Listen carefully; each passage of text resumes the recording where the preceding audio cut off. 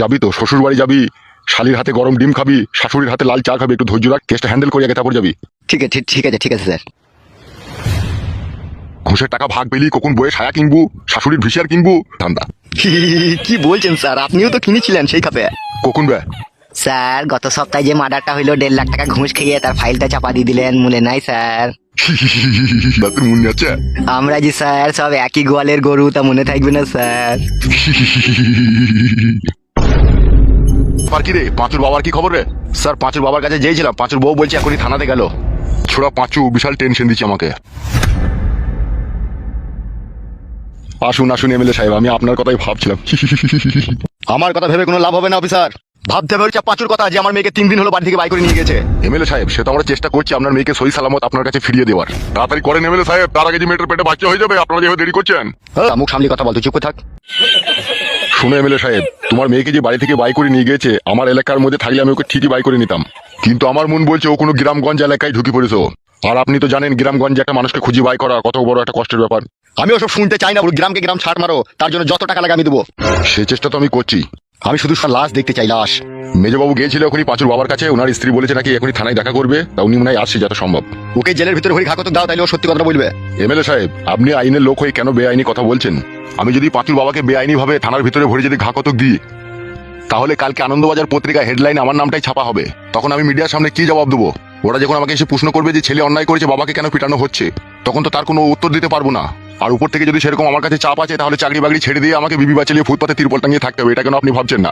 সবারই কথা ভাবতে ভাবতে আজকে আমার মেয়েটা যে কি অবস্থা হচ্ছে কি না হচ্ছে সেটা আমি বুঝতে পারছি। সবুরে মিয়া ফলে এমএলএ সাহেব একটু ধৈর্য রাখুন। আমার মতো লোক কেউ ধৈর্য ধরে থাকতে হচ্ছে? আপনি বাচ্চা ছেলের মতো কথা বলছেন কেন এমএলএ সাহেব? আপনি হয়তো জানেন না, পৃথিবীর মধ্যে সব থেকে শক্তিশালী জিনিস হচ্ছে ভালোবাসা। তারা দুজন দুজনকে ভালোবেসেছে, আর ভালোবাসার পরে গিয়ে কোন গর্তয় গিয়ে বাসা বেঁধেছে সেটাকেও তো খুঁজে বাই করতে হবে নাকি? তার জন্য সময় লাগবে এমএলএ সাহেব। তার জন্য তো তোমাকে 1,80,000 টাকা আমি দিয়েছি, এখনো 2 লাখ টাকা দিতে আমি রাজি আছি। আইনের হাত অনেক লম্বা হলেও আপনাকে ধৈর্য রাখতে হবে, ধৈর্য রাখতে হবে। আমি চললাম, যাওয়ার আগে একটা কথা বলে যাই, আমি কালকের মধ্যে ফুল অ্যান্ড ফাইনাল খবর চাই, তারা কোথায় আছে না আছে, মনে থাকে যেন কথাটা। এই জহাট। স্যার তাহলে এখন কি করবেন ভাবছেন? পাঁচুর বাচ্চা কখন আসবে বলেছে? কখন? ও তো এখনই আসবে বলেছে স্যার। শেষটা আসুক আগে, তারপরে দেখছি। বলছি স্যার ভিতরে আসবো স্যার? এসো হে ফেদা কপালি ছোঁড়া, তোমার লেগেই তো অপেক্ষা করছি। স্যার আপনি আমাকে ডাকতে গিয়েছিলেন, বলেন কি বলবেন? তোর ছেলের খবর পেয়েছিস? না স্যার, এখনো তার কোনো খবর পাইনি। ইয়ার কি মারছি নাকি আমার সামনে? স্যার মাথায় হাত দিয়ে বলছি স্যার, এখনো তার আমি কোনো খোঁজ খবর পাইনি। একটা কথা শোনো ভালো করে মন দিয়ে, যদি জেনে থাকো তোমার ছেলে কোথায় আছে, তোমার আত্মীয় স্বজনের বাড়িতে, সেখান থেকে ফোন করে ছেলেটাকে এখানে ডাকো। তাকে কোনো কথা বলবো না, তাকে 2-1 কথা বলে তাকে ছেড়ে দেবো। আর আমাদেরকে যদি খুঁজে বাই করতে হয়, উপরে চামড়াটা ভালো থাকবে, ভিতরে কিন্তু সব বাটনা বেটে দেবো। স্যার দয়া করে ওরকম করবেন না স্যার, আমার ছেলের সাথে আমি যথাসাধ্য চেষ্টা করছি আমার ছেলেকে খুঁজে বাই করার। এমএলএ সাহেব কড়া হুমকি দিয়ে গেছে। তুমি কি সত্যি জানো না তোমার ছেলে কোথায় আছে? না স্যার, এখানে চোখ ছুঁয়ে বলছে আমি জানি না। তুই চোখ লাগ, মুখ ছুঁয়ে কিরি কাইলে কি হবে? তুই ছেলের মরণের দিন ঘনিয়ে এসে। আমি এখন আসবো স্যার? আচ্ছা ঠিক আছে, তুই যা।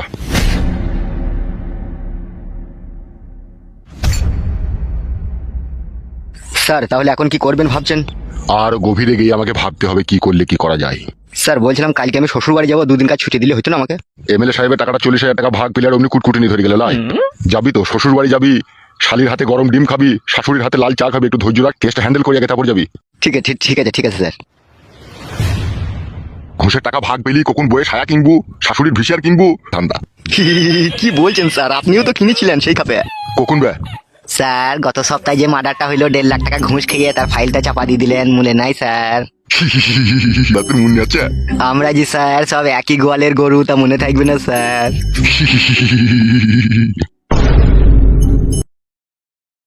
ইस्तो কাবলা রে।